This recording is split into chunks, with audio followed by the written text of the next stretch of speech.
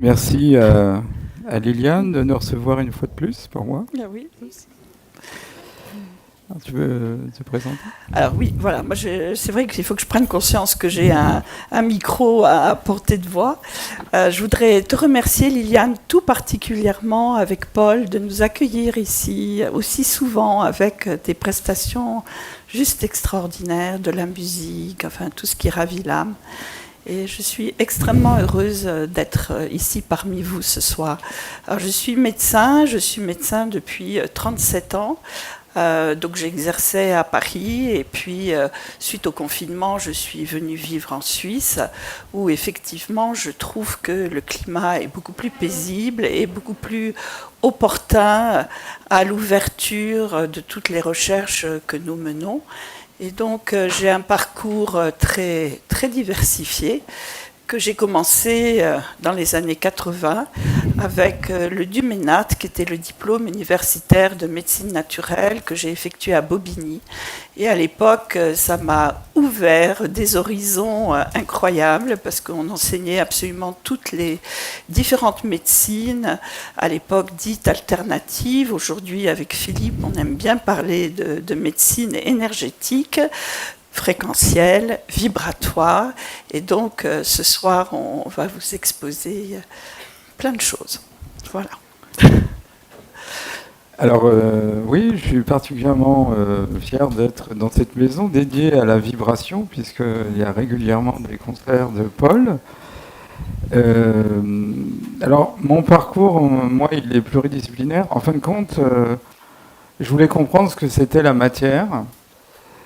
Et donc je suis devenu physicien, puis après j'ai essayé de comprendre ce qu'était le vivant. Je suis devenu biologiste, mais tout en gardant mon esprit de physicien.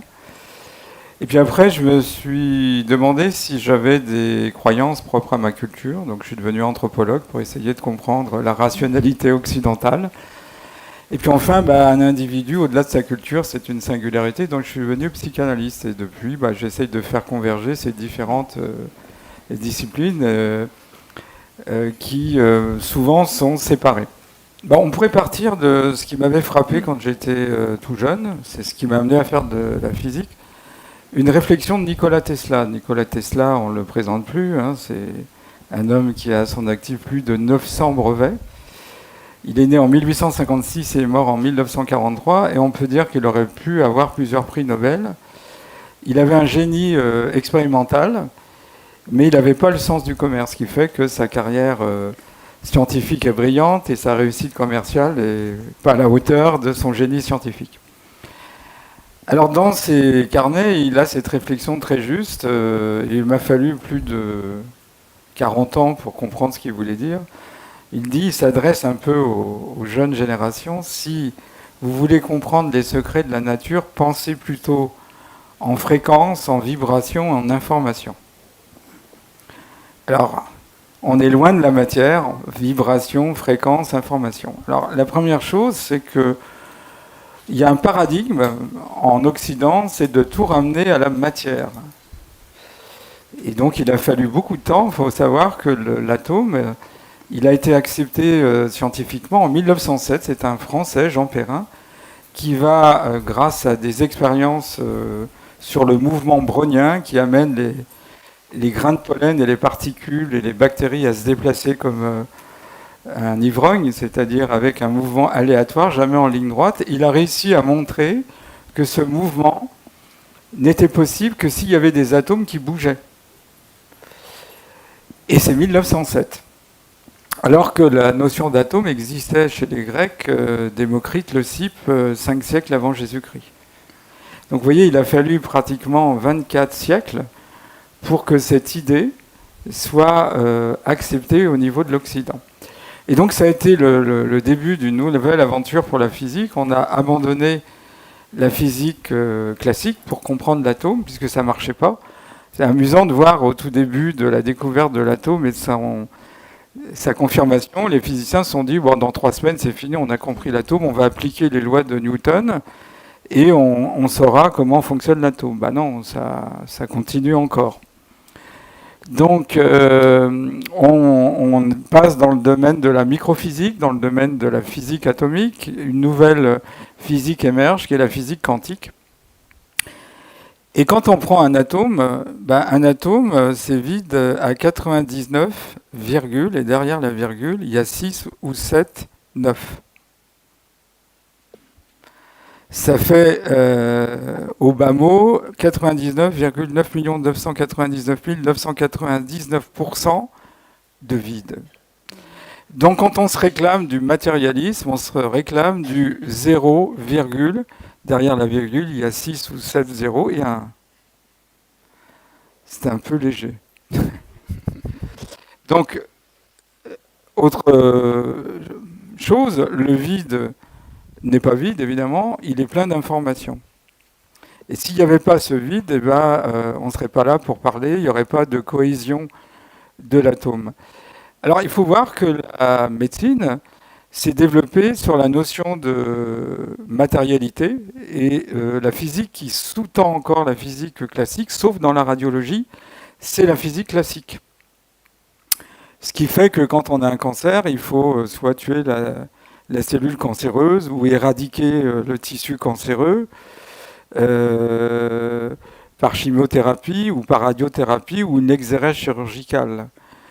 Mais on n'envisage pas du tout qu'on puisse réinformer la cellule cancéreuse pour que de malade, elle redevienne normale. Alors on a en France un hématologue qui s'appelle Laurent de Gauss, qui a montré que dans certains types de leucémies, les leucémies à promyélocyte aigu, eh bien, en donnant des transrétinoïdes, la cellule leucémique redevient normale. Il appelle ça la réversion cellulaire. C'est déjà un paradigme qu'on est en train de voir s'émégater, puisqu'on a toujours en tête que la plupart des maladies en termes de santé publique ont un sens irréversible. Or, si effectivement on réinforme la cellule cancéreuse, elle redevient normale.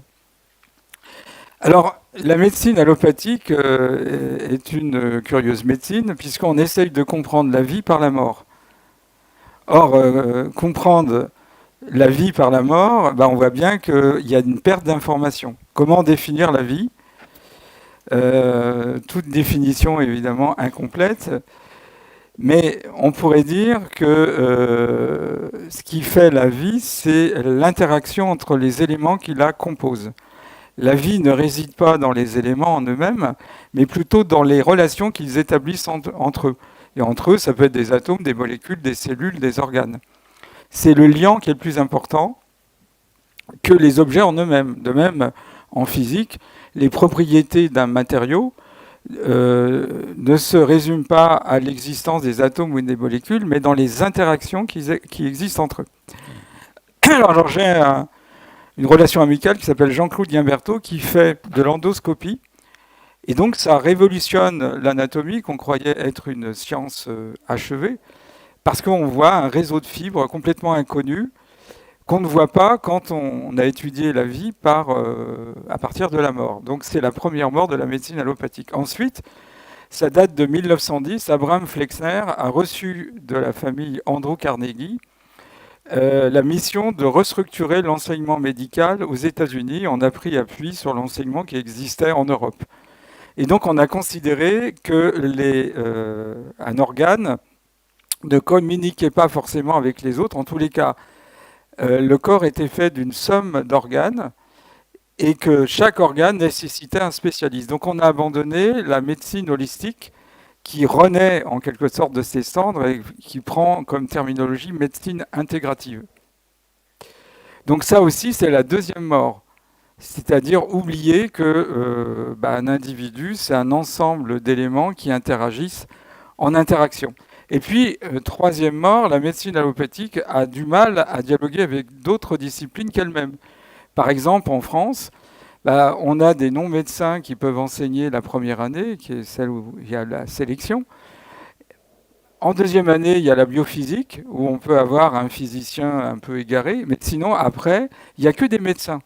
Or, ce n'est pas, si vous voulez, pluridisciplinaire. Donc, c'est la troisième mort de la médecine allopathique. Donc, la médecine allopathique a pris appui sur la physique classique. Et qu'est-ce qui se passe quand on prend appui sur la physique quantique ? Il y a eu un énorme progrès en médecine allopathique, c'est la radiologie qui prend appui, la RMN, résonance magnétique nucléaire, sur la physique quantique, en particulier la physique du noyau. Alors on a une sorte de paradoxe, c'est plutôt le psychanalyste là qui s'exprime. Vous prenez un cancérologue très compétent, on lui apporte un beau cliché de RMN, c'est issu d'une physique quantique, donc une physique moderne, et quand lui, il va soigner son patient, seule la matière existe, il raisonne en physique classique, et ces stratégies thérapeutiques ne sont pas du tout à l'unisson de la physique quantique qui lui a permis d'avoir un beau cliché de RMN. Donc, ce que nous pensons avec Béatrice Milbert, c'est qu'il arrive maintenant un temps où la médecine allopathique doit collaborer, faire une alliance avec la physique moderne dans un esprit de complémentarité. Sinon, souvent, je dis, pour la plupart des disciplines, c'est la théorie du château fort. Vous savez, quand les ennemis arrivent, on remonte le pont-levis, il y a les chaudrons d'huile bouillante, les archers qui tirent. Donc quand vous avez quelqu'un qui s'aventure dans un domaine médical en n'étant pas médecin, il est persona non grata. On ne veut pas entendre ce qu'il a à dire. La physique quantique n'a rien à faire avec le monde médical. Or, ça ne tient pas la route. Nous sommes faits de l'ordre du milliard de milliards d'atomes. Ces atomes interagissent entre eux. Donc comment on conçoit la vie ? Soit on part de l'atome et on monte en puissance pour avoir une vision globale, soit on descend. C'est la vision up ou down.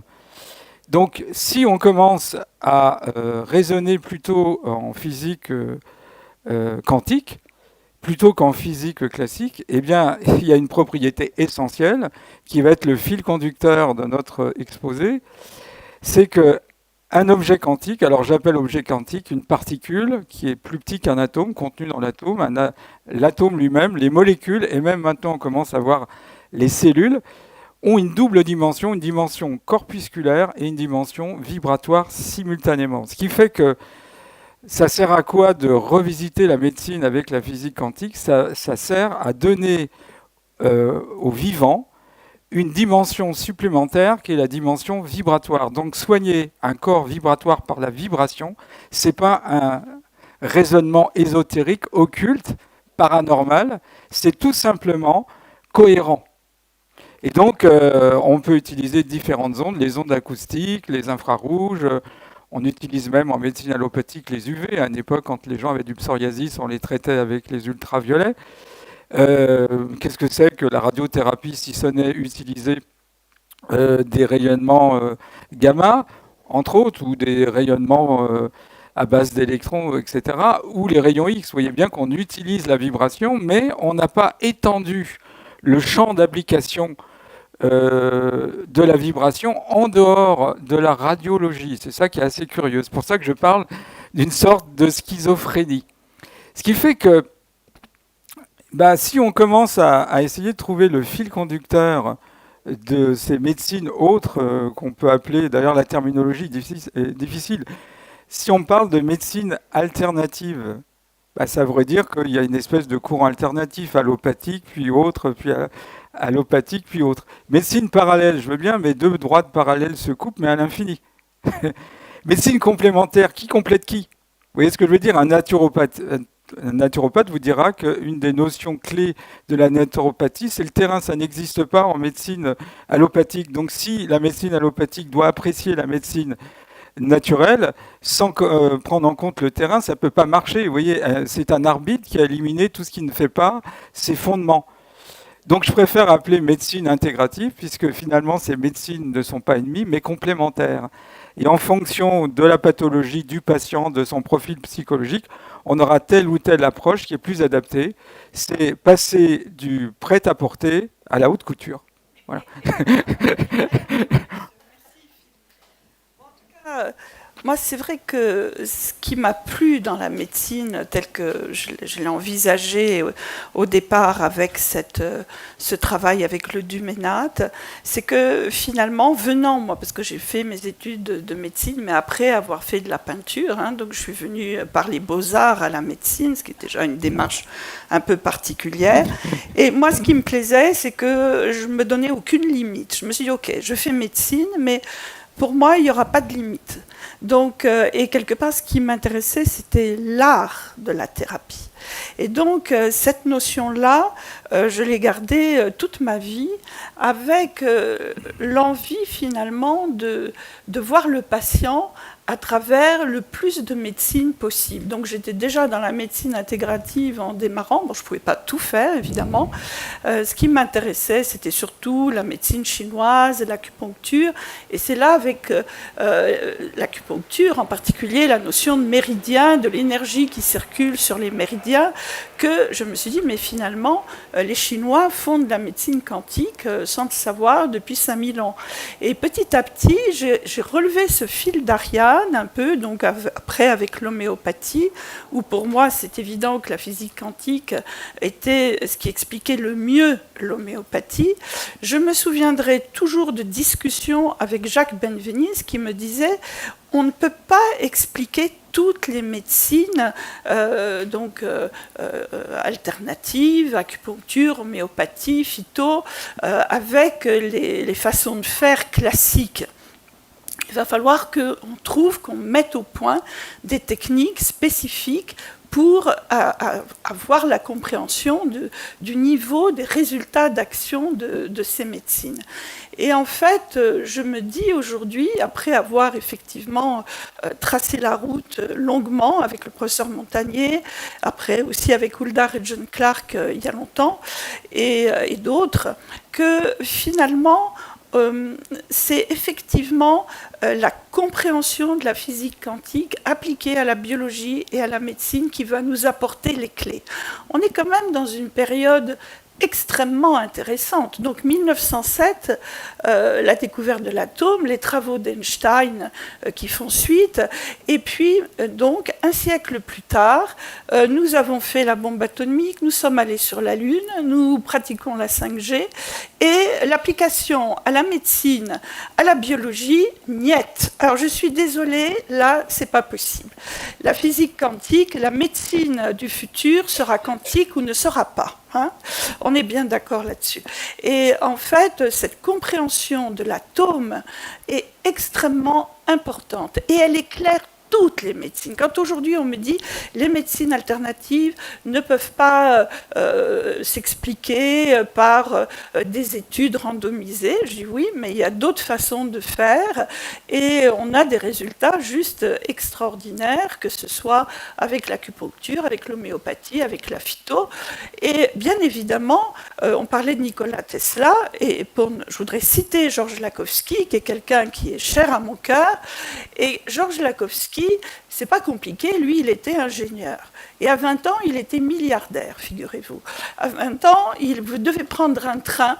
Il habitait Toulouse, donc il faisait partie des Russes qui avaient immigré en 1917. Et il était donc en 1920, il loupe son train qui partait de Toulouse pour je ne sais plus où, et ce train déraille. Et il se rend sur, donc une centaine de morts, il se rend sur les lieux de l'accident et il a découvert la raison de l'accident, c'est que les rails n'étaient pas stables. Et donc il a mis au point le boulon Lakhovsky. Et c'est grâce à ce boulon Lakhovsky qu'effectivement les rails ont acquis une stabilité et que les chemins de fer sont devenus effectivement des systèmes de transport extrêmement fiables. En tout cas, Lakhovsky, tout jeune, donc, il était milliardaire. Il a mis au point donc un appareil qui s'appelait un oscillateur à longueur d'onde multiple. Et lui aussi avait l'habitude de dire que la cellule cancéreuse pouvait redevenir normale. C'était une histoire de fréquence, c'est-à-dire que si la cellule perdait sa fréquence, les mitochondries, effectivement, on va dire, prenaient le pouvoir au niveau de la cellule, faisaient en sorte elle faisait un peu n'importe quoi. C'est aussi ce que disent les Russes. Et à partir de là, ils redonnaient les bonnes fréquences. La cellule choisissait celle qu'il lui fallait et la cellule pouvait retrouver une activité normale. Georges Lakhovsky avait quand même des appareils qui traitaient des cancers de la peau, principalement, dans tous les hôpitaux à Paris, que ce soit l'hôpital Saint-Louis, l'hôpital Cochin, le Val-de-Grâce. Et dans les années 1936, il a reçu quand même l'équivalent du prix Nobel de médecine. Donc c'était, oui c'est ça, 1936. Il a eu le prix Nobel de médecine pour ses travaux Donc, si vous voulez, c'était une reconnaissance juste extraordinaire. Et ces appareils étaient un peu partout dans les hôpitaux à Paris. Les gens lui disaient non seulement « vous m'avez traité mon cancer de la peau, mais en plus, j'ai rajeuni de 20 ans ». D'accord ? Photo à l'appui. Donc, extrêmement intéressant. Et de là, si vous voulez, bon, il contrait les discours d'Hitler, donc il s'est très vite retrouvé obligé de partir, de quitter l'Europe. Il est arrivé à New York, donc accueilli par le professeur Disraeli Kobach, qui était le médecin de Roosevelt, et ils ont eu la possibilité de travailler sur 10 000 cas de cancer au Presbyterian Church Hospital de Chicago. Aujourd'hui, aucune trace de tous ces travaux. D'accord ? Donc, voilà. Moi, ce que je voudrais, c'est dire à quel point mon cœur est heureux parce que, quelque part, cette compréhension de l'atome, du rôle important de l'atome au sein de notre organisme, au sein de nos cellules, au sein de tout notre organisme, va donner la possibilité d'accéder à des traitements d'une rapidité et d'une puissance incontestée. Il n'y a aucune raison, comme l'a montré le film d'Oppenheimer, qu'on puisse appuyer sur un petit bouton et qu'on fasse disparaître en quelques instants des millions de vies sur Terre et qu'aujourd'hui, l'humanité n'ait pas accès à des traitements de cette qualité, de cette rapidité que pourrait nous donner la connaissance de l'atome et de toutes les thérapies actives sur l'atome. Voilà. Alors, effectivement, redéfinir le vivant à partir de l'atome, donc de la physique quantique, ça change notre vision du vivant. C'est-à-dire qu'on nous a enseigné une vision du vivant qui est matérialiste. Alors, effectivement, il y a eu comme ça des gens, il faut rendre aussi hommage à Nikola Tesla, qui, avant de se lancer à la quête de l'énergie libre, il y est parvenu. Donc, on voit bien que ça a été confisqué par les intérêts économiques. Il avait utilisé l'électricité pour soigner les cancers, que ce soit des courants continus et surtout, sa grande découverte, les courants alternatifs. Parce que vous savez qu'il y a une guerre entre Edison et Nikola Tesla, qu'on appelle la guerre des courants. Edison pensait que seul le courant continu devait être utilisé. Et donc, ça supposait des relais à courte distance, alors que Nikola Tesla pouvait avoir des relais sur plusieurs kilomètres, une centaine de kilomètres. Donc, effectivement, la suite a montré que Nikola Tesla avait raison. Alors, Georges Lakhovsky a été dans la lignée de Nikola Tesla. Il disait dans l'origine de la vie, la vie est née de la vibration, est entretenue par la radiation et disparaît lors d'un déséquilibre vibratoire. On pourrait faire une sorte de petit quatrain à la Boileau. La vie a pour auteur la vibration. Elle est entretenue par la vibration. Malheur à tout déséquilibre oscillatoire. Aussitôt la vie, il est intentatoire. Donc, sa vision était très simple. Une cellule malade vibre mal. Donc, comment la remettre dans la bonne vibration ? En lui proposant un spectre large. Donc, il va créer d'abord des colliers de Lakhovsky, un fil au départ de cuivre, avec deux boules. Les deux boules formaient une sorte de condensateur sphérique. Il a commencé à s'intéresser au cancer des plantes. Vous avez à l'origine des cancers des plantes une bactérie qui provoque une cancérisation des plantes moins grave que chez l'être humain. Et donc, grâce à ces colliers, il pouvait, ramener la plante dans la normalité. Et par la suite, il a eu l'idée, à partir des années 30, des oscillateurs à ondes multiples, c'est-à-dire 7 métaux terminés par des boules en cuivre avec une petite ouverture qui étaient mis dans un sens ou dans l'autre. On mettait le patient au milieu et donc ces oscillateurs envoyaient un spectre large et le corps se nourrissait, c'est ce qu'a dit Béatrice, des vibrations qui lui étaient nécessaires. Effectivement, il a eu des résultats extrêmement encourageants. D'Arsonval qui était professeur au Collège de France, l'a soutenu. C'était le successeur de Claude Bernard. Et lui, il a vu comme mission du grand maître, son maître Claude Bernard, de poursuivre la physiologie par l'utilisation de l'électricité naissante. Donc Arsène d'Arsonval a vraiment essayé de diffuser. Il avait une double formation. Il était à la fois physicien et médecin. Ce qui fait qu'il avait ce double regard de l'électricité naissante et puis d'une médecine qui pouvait tout à fait bénéficier de l'apport de l'électricité. C'était l'holo-électron. Voilà, l'holo-électron.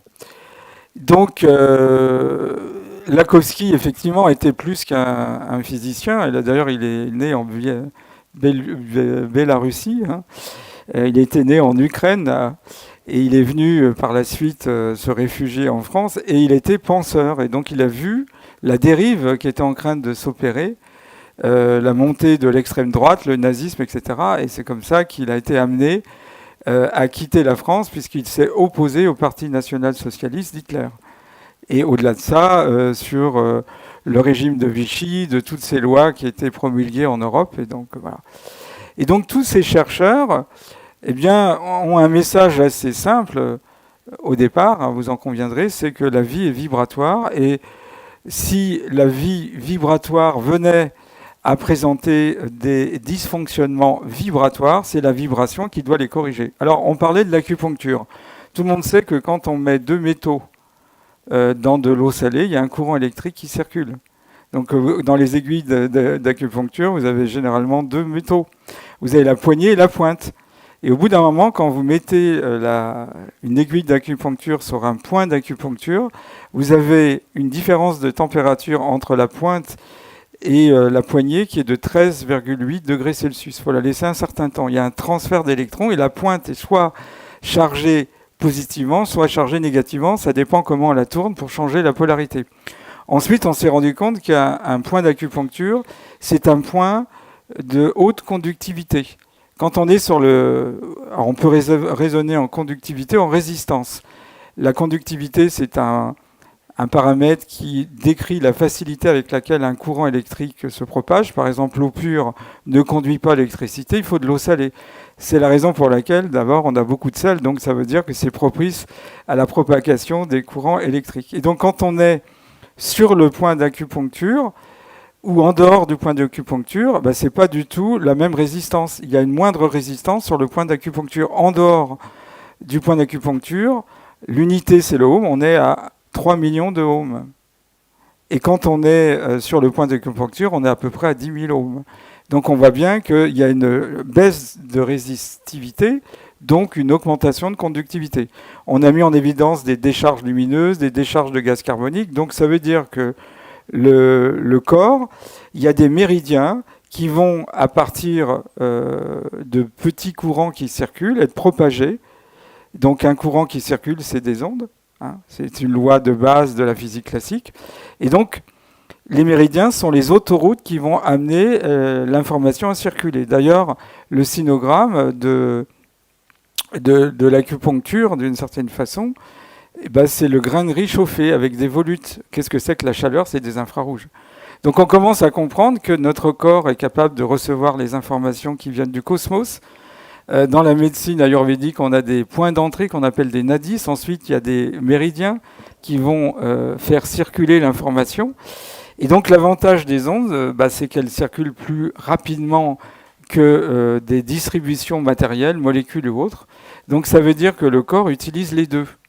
Donc le maître mot de la physique quantique, c'est que les opposés ne sont pas contradictoires, comme disait un des pères fondateurs de la physique quantique, Niels Bohr, mais deviennent complémentaires. Il ne faut pas opposer la matière et la vibration en disant le corps il est vibratoire ou il est matériel, il est les deux. D'ailleurs, pour pouvoir voir la matière, il faut l'éclairer. Et s'il n'y avait pas la matière, on ne verrait pas la lumière. La lumière est mise en évidence parce que la lumière interagit avec la matière et donne des figures bien connues de réflexion, de diffraction, de diffusion, d'absorption. Donc c'est une interaction de la lumière avec la matière qui met en évidence la lumière.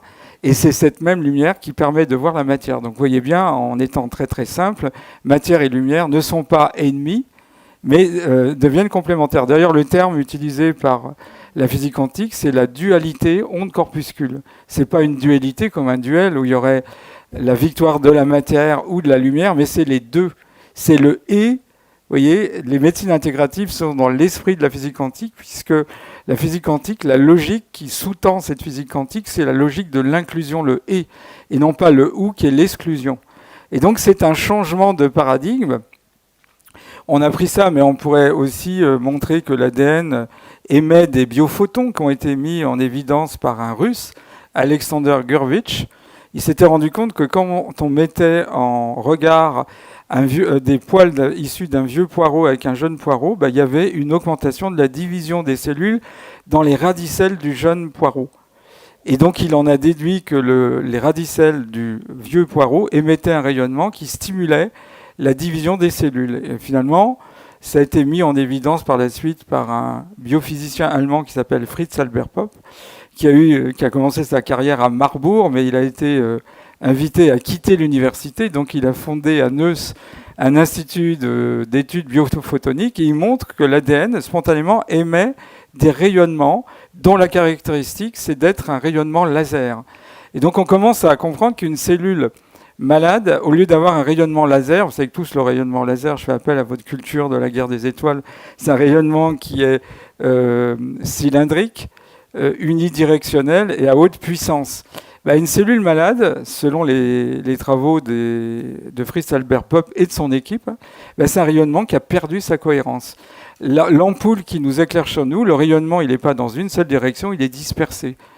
En plus, on peut même aller jusqu'à définir rigoureusement ce que c'est un aliment biologique, vital. Un mauvais aliment, c'est une passoire. Vous lui envoyez un rayonnement, il est réémis aussi vite. Comme mes deux mains, vous voyez, je les mets comme ça. Je peux prendre de l'eau, ça ne sera jamais étanche, mais il y a un temps plus lent pour que l'eau parte de mes mains, plutôt que quand je les mets comme ça. Vous voyez, c'est une passoire. Et donc, on commence à comprendre que qu'est-ce qui fait la vitalité d'un aliment ? C'est le fait que les molécules interagissent entre elles. Tout le secret, c'est comment ça va interagir pour former un réseau qui va capter la lumière et redonner cette lumière, mais de façon différée. Et donc, l'aliment va conserver une certaine vitalité. Alors, que ça soit les méridiens, que ça soit autre chose, avant de repasser la parole à Béatrice, finalement, on a mis au centre de la biologie la cellule. La cellule, ça vient du latin cellula.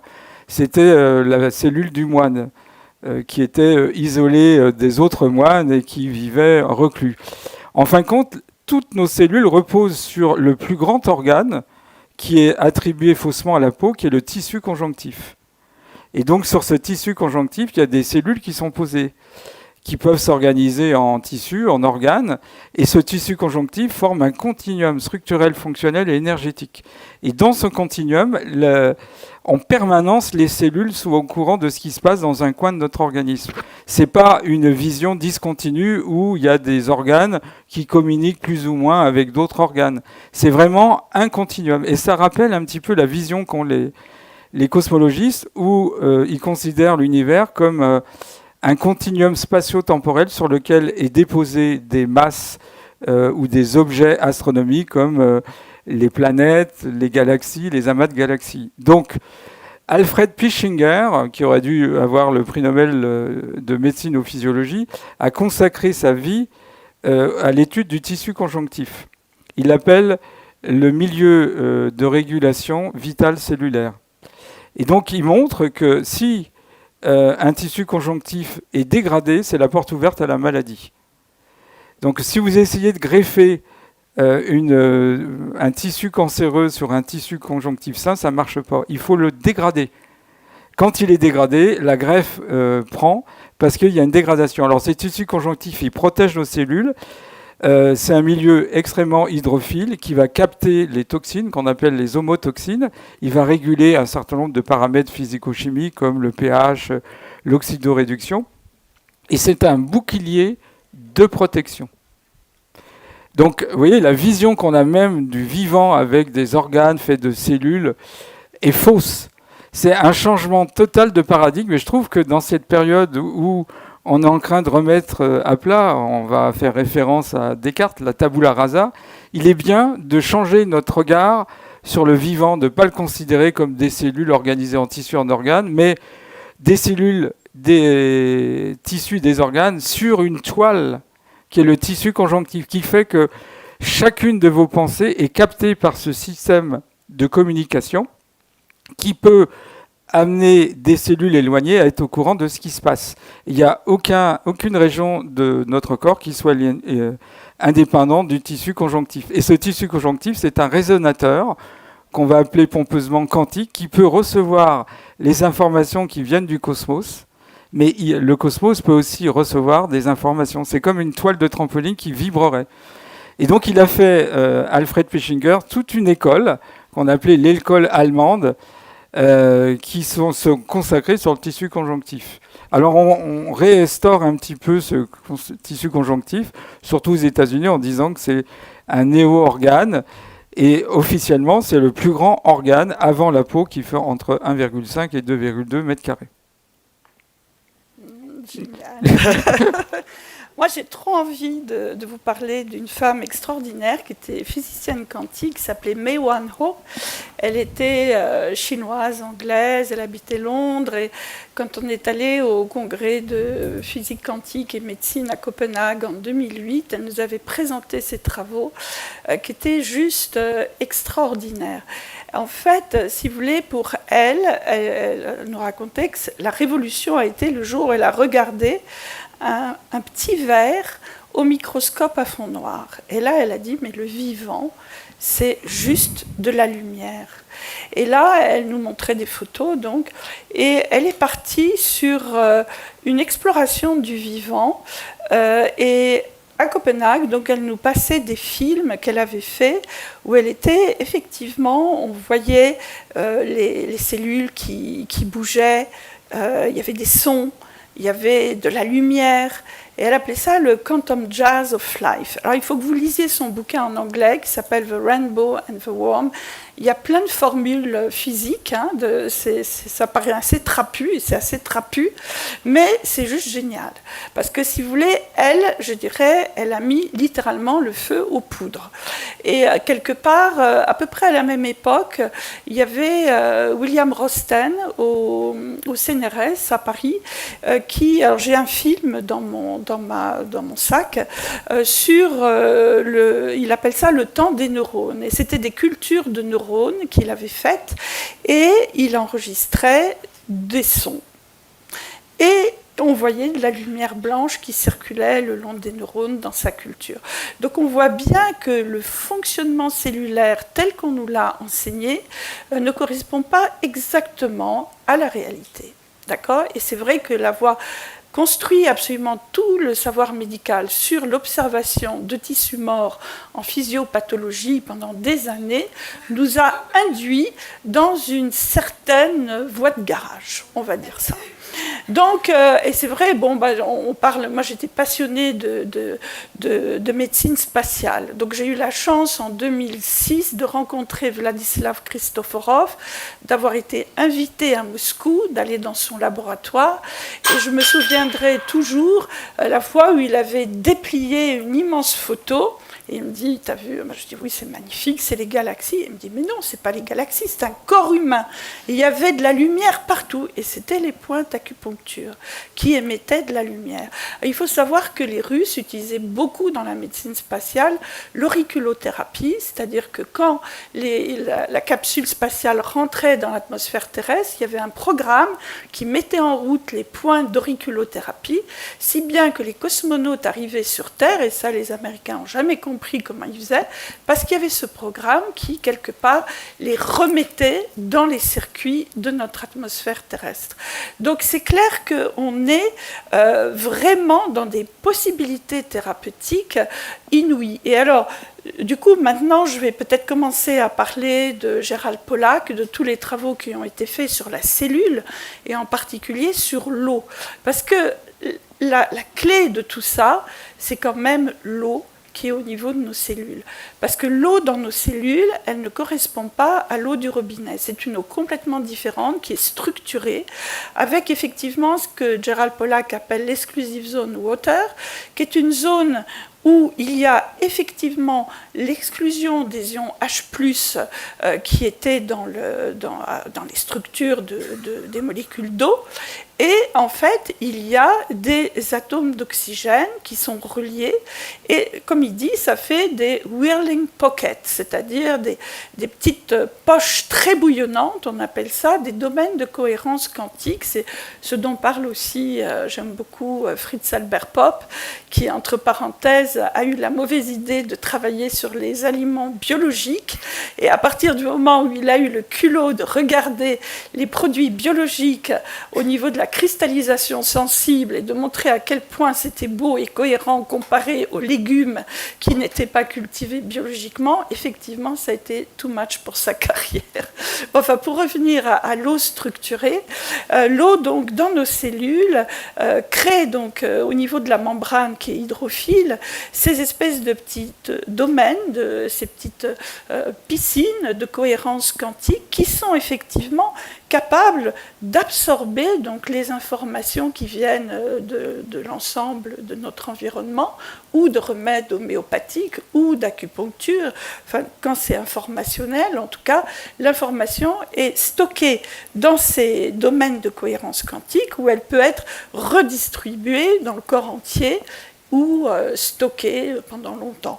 En tout cas, et le système dont tu parlais, effectivement, de notre tissu conjonctif est effectivement un circuit de circulation aussi de toute l'information qui peut être véhiculée entre nos cellules. Parce qu'on a toujours vu les cellules comme étant des éléments fermés, comme tu disais, une cellule avec une membrane, mais en fait, il y a énormément de protéines qui font effectivement le lien entre l'intérieur de la cellule et l'extérieur de la cellule. Ce qu'on ne sait pas non plus, c'est que toutes ces protéines intracellulaires, tous ces petits organites, l'ADN, etc., sont entourés de molécules d'eau. Et que donc, il va y avoir des éléments comme la lumière qui peuvent intervenir, et c'est ce que disait Gerald Pollack lors de sa dernière conférence. Effectivement, cette exclusive zone water, elle est extrêmement sensible à la lumière du soleil, à l'infrarouge, et donc l'eau aussi qui entoure toutes ces protéines, qui va donner effectivement de l'information pour que la protéine soit pliée de telle façon ou de telle autre. Si elle est pliée de cette façon-là, elle n'est pas forcément active. Si elle est pliée de l'autre façon, elle devient active. Donc vous voyez qu'il y a des possibilités aussi de commande de tout notre univers intracellulaire à travers la lumière et aussi certainement à travers d'autres phénomènes comme le son.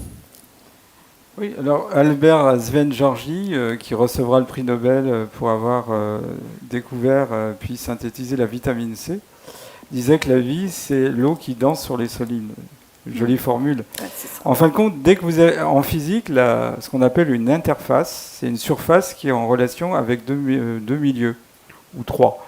Par exemple, si vous mettez de l'eau sur une nappe cirée, vous avez un milieu solide, et puis vous avez l'eau et vous avez l'air. Vous avez trois milieux. Et si vous avez votre peau, elle est en contact avec l'air. Donc ça s'appelle une interface. Et c'est très riche. C'est la surface la plus riche en physique. Donc, toutes nos molécules sont solvatées. Il y a au moins 2 couches de molécules d'eau, que ce soit les protéines, les lipides, etc.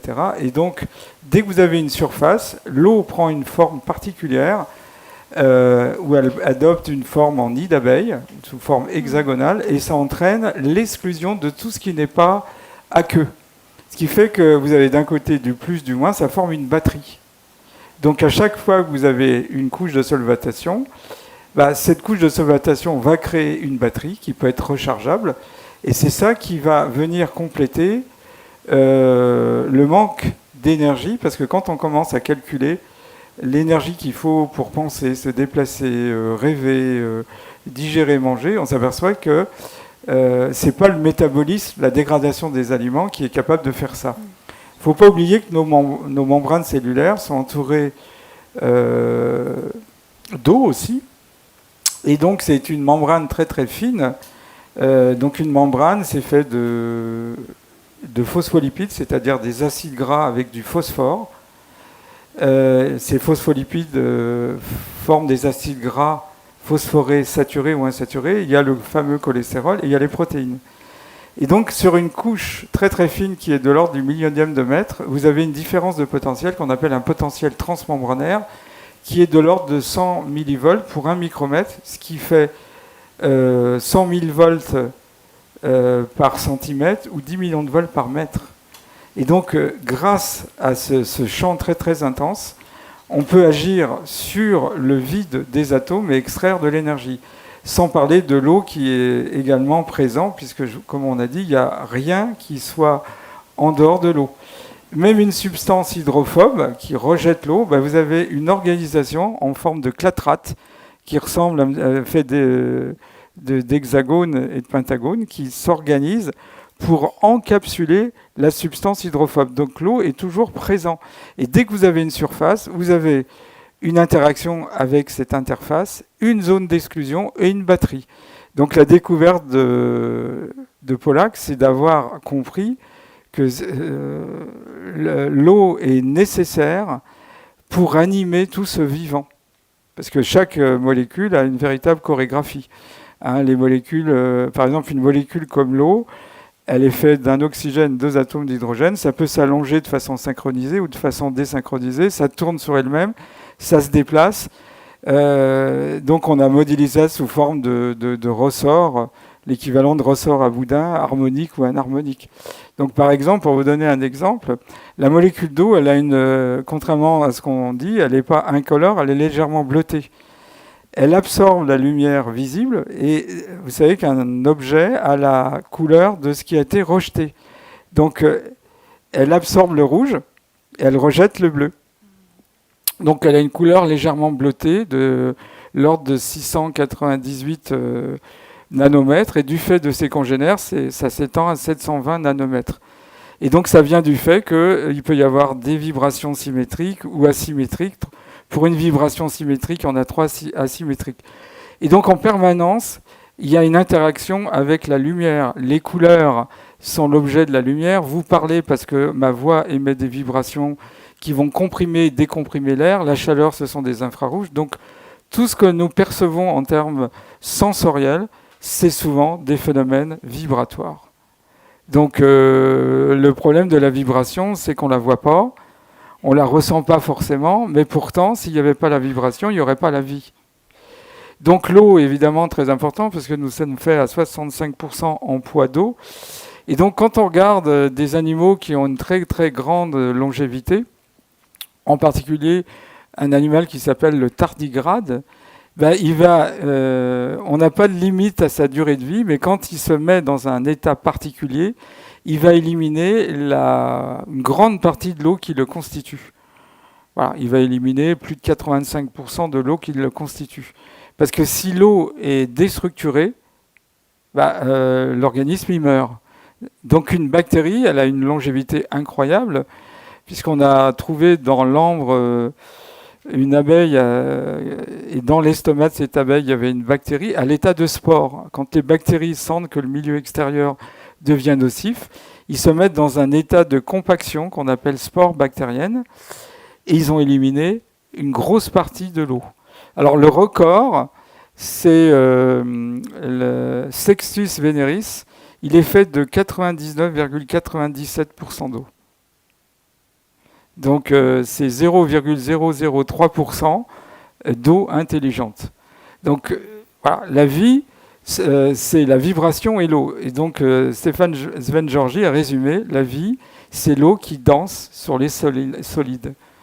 C'est une chorégraphie dans les solides. Et donc ces molécules d'eau, elles bougent, mais elles sont toujours sur l'interface. Donc vous voyez, vous commencez à repartir avec la vision du corps, avec des molécules recouvertes d'eau, des cellules recouvertes d'eau, des vibrations qui sont échangées, un corps qui a une unité du fait du tissu conjonctif, et on n'est pas non plus un corps séparé du cerveau. Si vous lisez les pensées de Pascal, il a cette réflexion qui est toujours valable. l'homme étant lui-même le plus prodigieux objet de la nature, car il ne peut concevoir ce qu'est un esprit, encore moins, car il ne peut concevoir ce qu'est un corps, encore moins ce qu'est un esprit, et moins encore qu'aucune autre chose, comme un corps peut être lié à un esprit. C'est là le comble de ses difficultés, et pourtant c'est sa nature propre. On est encore dans la séparation du corps et de l'esprit. Voilà. Parce que quand un cerveau comprend le conflit qui a amené la maladie, il y a une sorte d'éclair qui se fait et la maladie peut disparaître. Ça s'appelle les guérisons dites miraculeuses. Elles sont miraculeuses parce qu'on ne les comprend pas. Elles ne sont pas inexplicables, elles sont inexpliquées selon notre paradigme. C'est juste parfait. Voilà. Donc on peut soigner par des infrarouges, la chromothérapie, vous avez compris. Et donc en fonction de l'onde, on va atteindre l'eau et l'organe ou le tissu où l'eau a été touchée. Et donc il y a une rétroaction sur ces organes et tissus. Alors moi je voudrais enchaîner sur ce que tu as dit, parce qu'il y a une autre femme dont je voudrais vraiment parler, qui est quelqu'un d'exceptionnel, c'est une Russe, c'est le professeur Tina Karou, qui depuis 30 ans travaille sur l'action de l'infrarouge dans le domaine des thérapies humaines. Et Tina Karou, qui était donc à Novosibirsk, a écrit énormément d'articles, bien sûr, en russe. Et ce qu'elle dit, c'est que, en fait, effectivement, l'infrarouge agit, et aussi la lumière rouge, agissent beaucoup sur l'eau. C'est ce que tu disais, hein. L'eau de nos cellules, et elle va avoir un effet photomodulateur, en particulier aussi sur les mitochondries. Et donc, il y a des capacités de l'infrarouge comme anti-inflammatoire, comme antioxydant aussi. Elle a la capacité, donc, l'infrarouge, de traiter effectivement une mitochondrie qui est bloquée, par exemple, par un oxydant.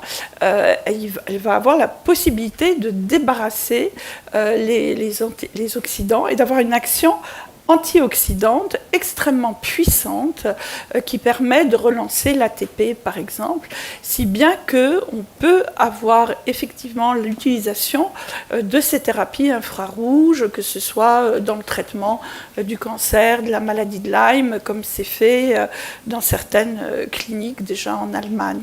En tout cas, l'infrarouge est certainement une des thérapies les plus extraordinaires. Donc les Russes dans l'espace utilisaient donc des appareils où ils mélangeaient à la fois les infrarouges, les lasers, soft et les champs électromagnétiques avec des appareils qui, effectivement, dans l'espace, traitaient parfaitement les cosmonautes. Et c'était, pour moi, les premiers appareils quantiques, parce qu'ils utilisaient, effectivement, pour mélanger ces rayonnements, des minuscules accélérateurs de particules. Donc, on est dans des sophistications. Alors, bien sûr, les Américains ont essayé de rattraper le retard. Donc, vous avez Hamblin, le professeur Hamblin, à Harvard, qui a commencé lui aussi à publier depuis les années 2013, vous voyez, c'est très récent, avec effectivement là aussi énormément de découvertes, toujours aussi sur le rôle anti-inflammatoire. C'est vrai que les lumières bleues ont plutôt une action anti-infectieuse, donc ça c'est les lasers bleus qu'on utilise en dentisterie, et puis l'infrarouge donc est plutôt anti-inflammatoire, mais qui peut aussi réparer les tissus. C'est très intéressant. Les appareils de Christoforov sont utilisés en particulier par les diabétiques pour restaurer la microcirculation, permettre des réparations d'ulcères de jambes, etc. En tout cas, il y a des groupes de diabétiques qui commandent les appareils pour pouvoir se soigner. On est dans une phase où effectivement, et on parle de la lumière, on pourrait parler des sons.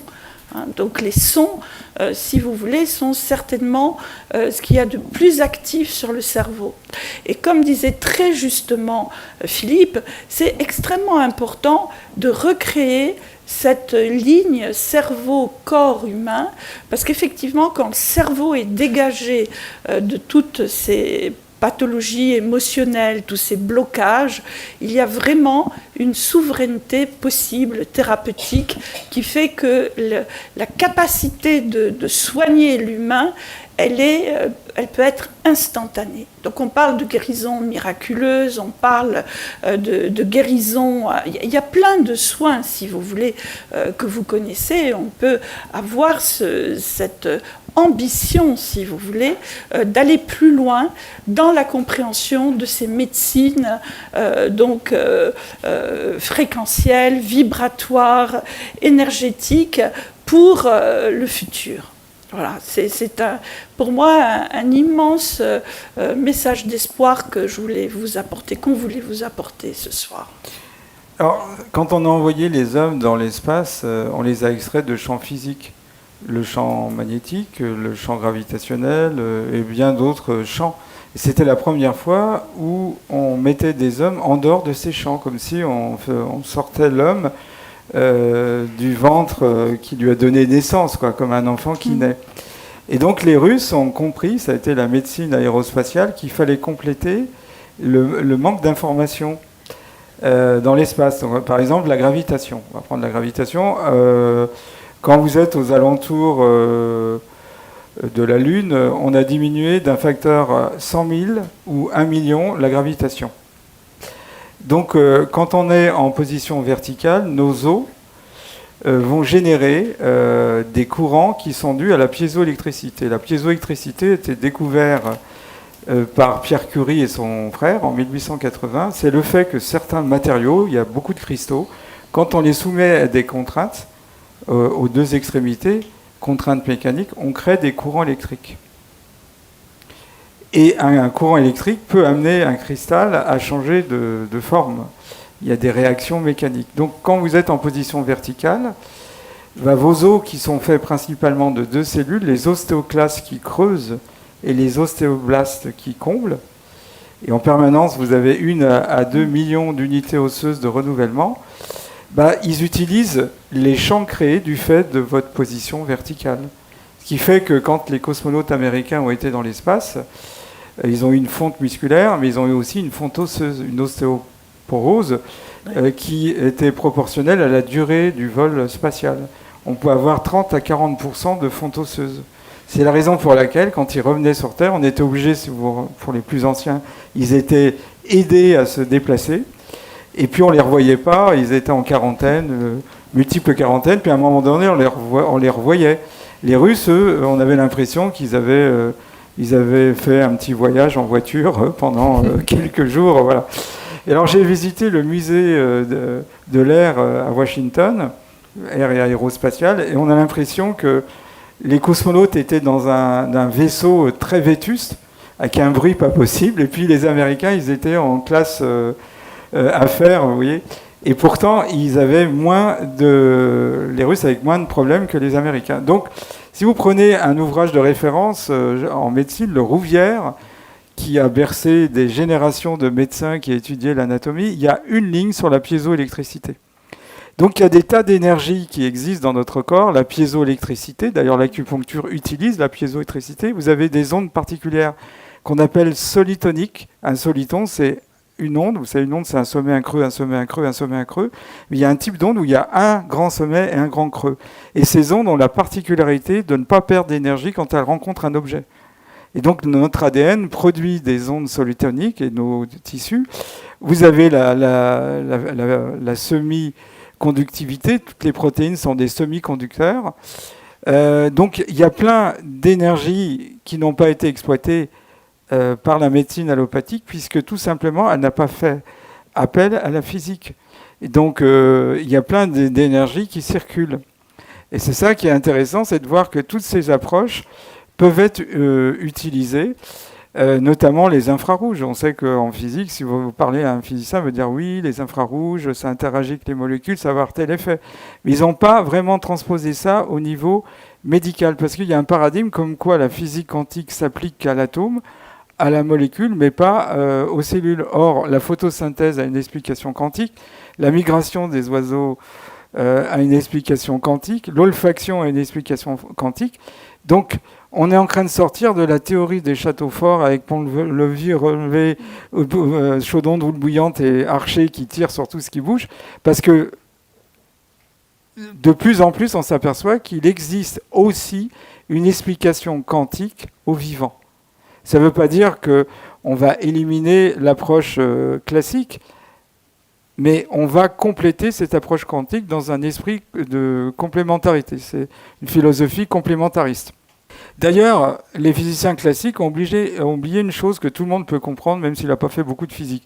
C'est quoi un atome ? L'image est fausse, évidemment, mais c'est celle qu'on utilisait en 1913. C'est un mini-système solaire. On a tous en tête le système solaire. Vous avez au centre le Soleil. Vous réduisez la taille. Vous avez un Soleil intra-atomique qui contient, on ne va pas aller plus loin, des protons et des neutrons. Le proton est chargé positivement, le neutron n'a pas de charge, d'où son nom de neutron. Puis autour gravitent des électrons qui seraient l'équivalent d'une seule planète, la Terre, toujours chargée négativement. Donc vous avez une région, le noyau, qui fait à peu près 1/100 millième de la taille de l'atome, qui est globalement chargé positivement.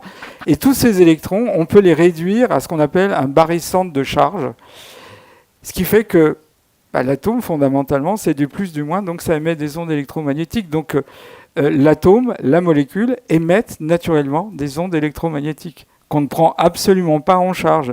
Pour un physicien, une molécule, c'est un dipôle électrique. Et vous savez tous qu'un électron, quand il tourne, il se déplace. En se déplaçant, il crée un champ magnétique. Donc une molécule est un dipôle électromagnétique. Tous nos organes, on le sait depuis longtemps, ont une émission magnétique. Le cerveau, c'est 1 milliardième de Gauss. Les reins, 10 milliardièmes. Le plus important, c'est le cœur. Il est 5000 fois plus important. C'est de l'ordre de 1/10 millionième de Gauss. Donc on a un système de poupée russe qui s'est ajusté sur le champ magnétique terrestre qui est de 0,5 Gauss. Donc effectivement, ça justifie qu'on puisse soigner par le magnétisme, utiliser des aimants, etc. Et dans le Duménat, au tout début, il y avait le Baron, qui était un spécialiste des aimants. Il montrait qu'on pouvait réduire le temps d'hospitalisation en utilisant des gros aimants de plusieurs Gauss. Par exemple, vous avez un œdème dans le cerveau, vous pouvez réduire cet œdème avec des champs magnétiques.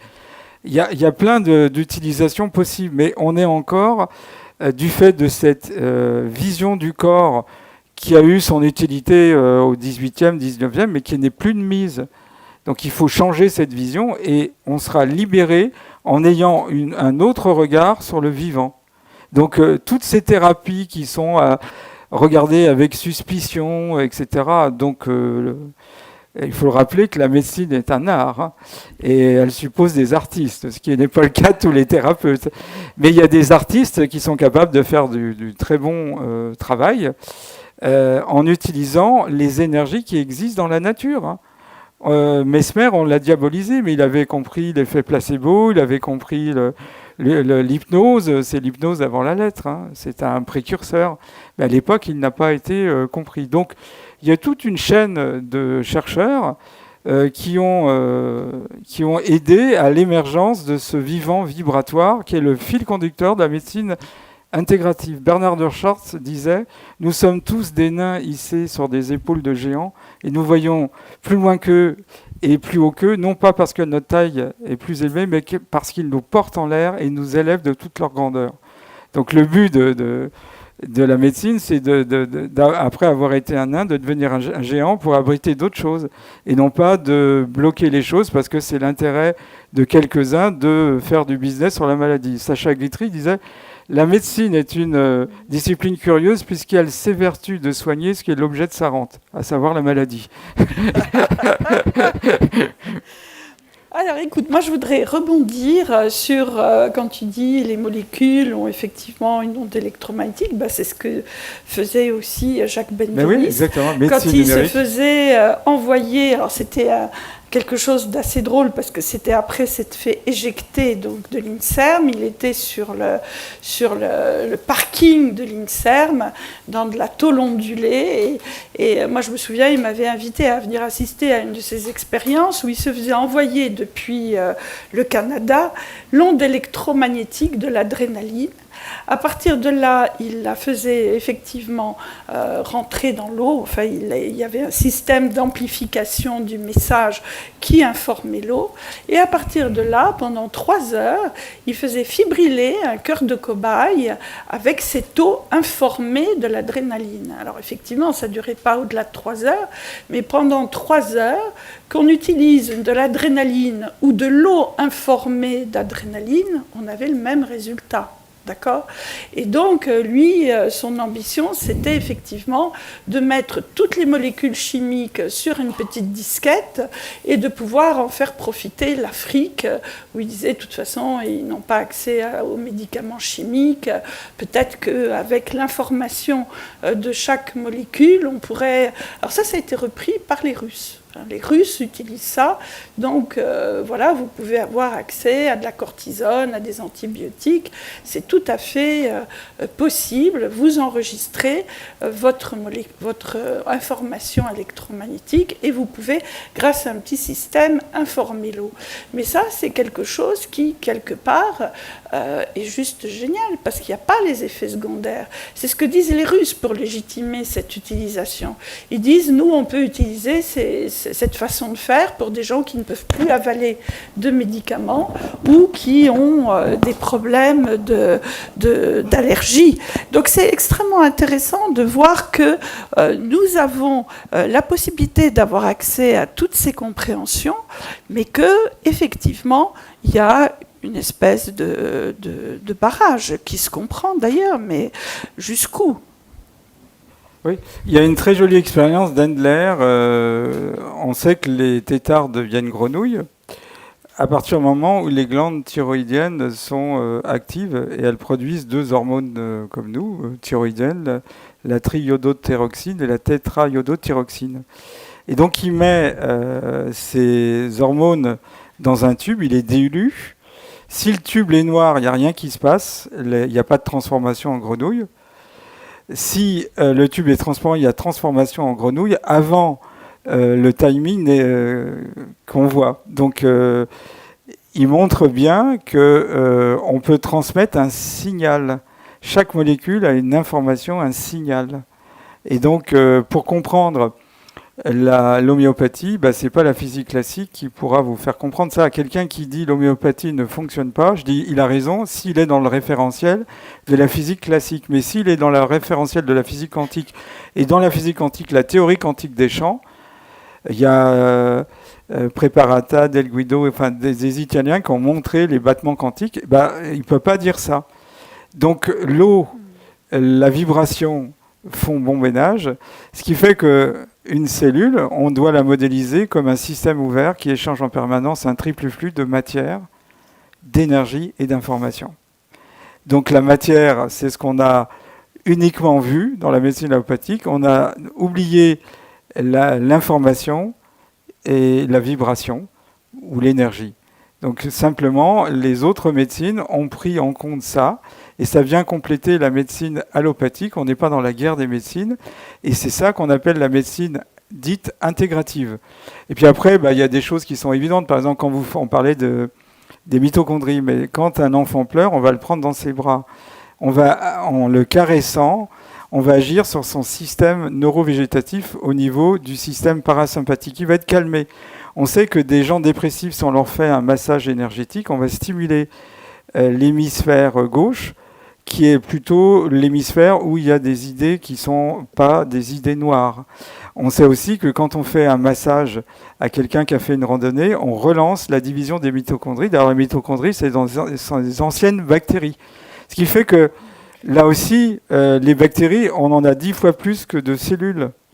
Et 100 fois plus au niveau viral. Donc, ce n'est pas forcément nos ennemis, ça peut être aussi nos partenaires de vie. Donc, une bactérie, quand elle n'est pas à sa place, et là, elle devient dangereuse. Mais quand elle est à sa place, elle n'est pas dangereuse. On est dans une symbiote. D'ailleurs, beaucoup de biologistes considèrent que notre corps est qualifié de symbiote. Voilà. Donc, c'est tout ça. Vous voyez, il faut arrêter de faire la guerre aux vivants. Il faut réinformer le vivant. Une cellule cancéreuse, c'est une délinquante vibratoire. Voilà.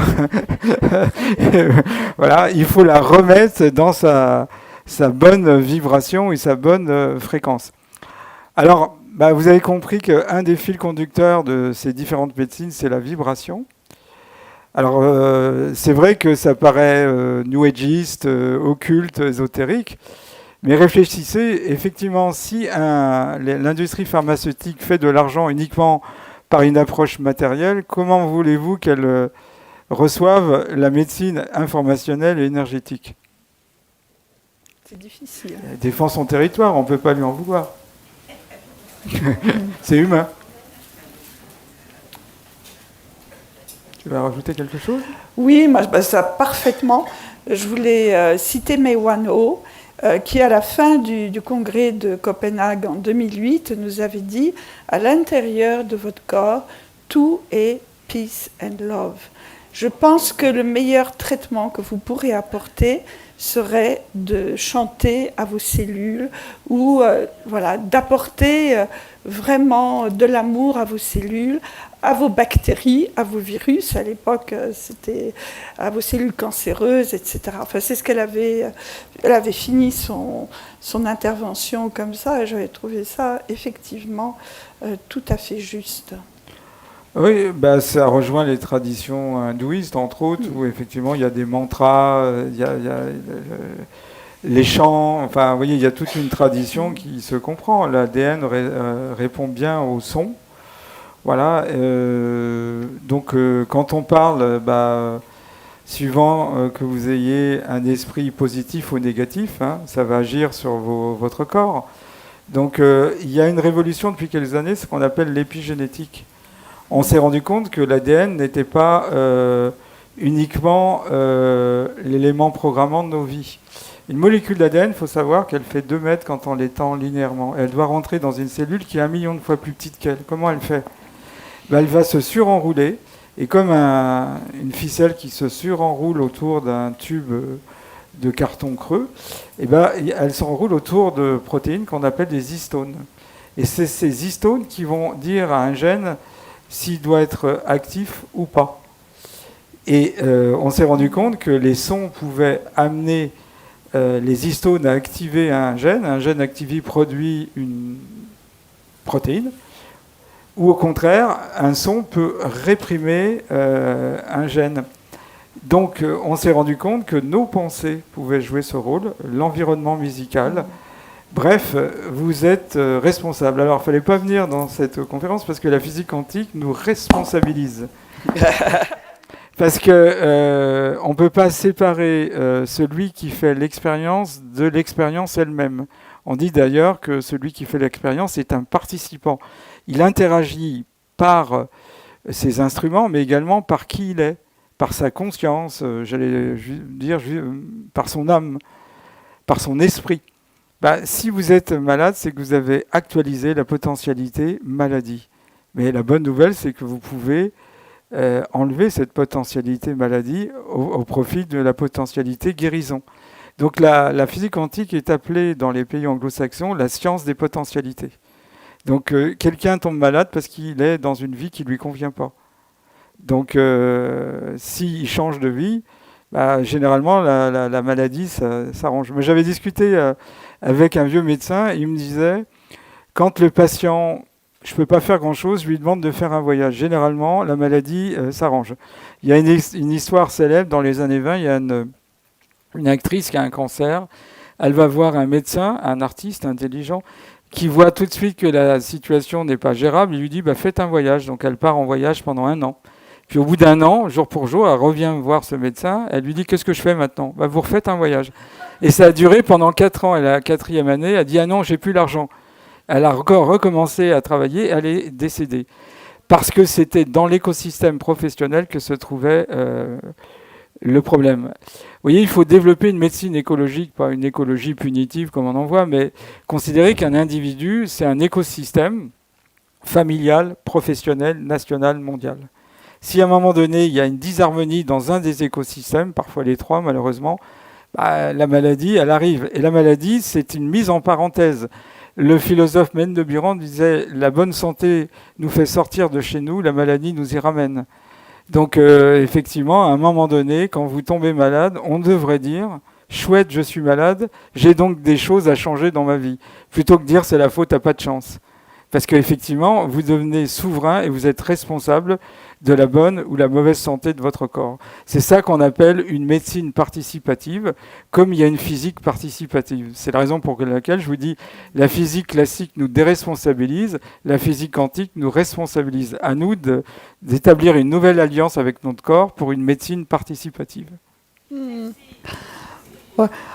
Bon, je veux rajouter, pour aller Oui. exactement dans le sens de ce que tu viens de dire, mon grand maître en médecine chinoise, Léon Kokuen, nous disait toujours « La maladie est un cadeau ». La maladie est un cadeau. Parce qu'elle vous permet de vous interroger, de vous arrêter et de réfléchir sur tout ce qui se passe dans votre vie et qui ne va pas. Voilà. C'est un appel à la transmutation. Exactement. On passe aux questions. Oui, on va passer aux questions. On aurait encore plein de choses à vous dire, hein, mais...